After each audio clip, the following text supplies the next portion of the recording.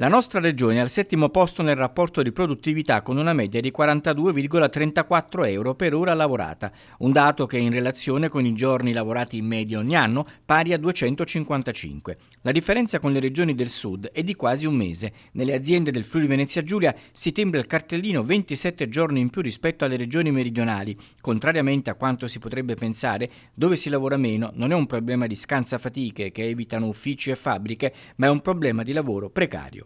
Lavorare meno produce anche lavoratori più poveri, lo evidenzia l'analisi condotta dall'ufficio studi della CGA di Mestre. Il problema dei lavoratori poveri presenti anche in Friuli Venezia Giulia non è dovuto al fatto che abbiamo troppi contratti di lavoro con minimi tabellari troppo bassi, ma perché tante persone, in particolare al sud, sono occupate a tempo ridotto. Il part-time involontario si registra soprattutto nei servizi, dove sono occupati tantissimi stagionali nel settore ricettivo e dell'agricoltura.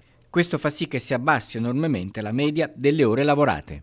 Più che istituire un salario minimo per legge, dovremmo contrastare con più efficacia l'utilizzo smisurato dei contratti a termine, la precarietà e incentivare la contrattazione di secondo livello, in particolare quella aziendale e territoriale, premiando economicamente le persone al raggiungimento di obiettivi legati alla produttività.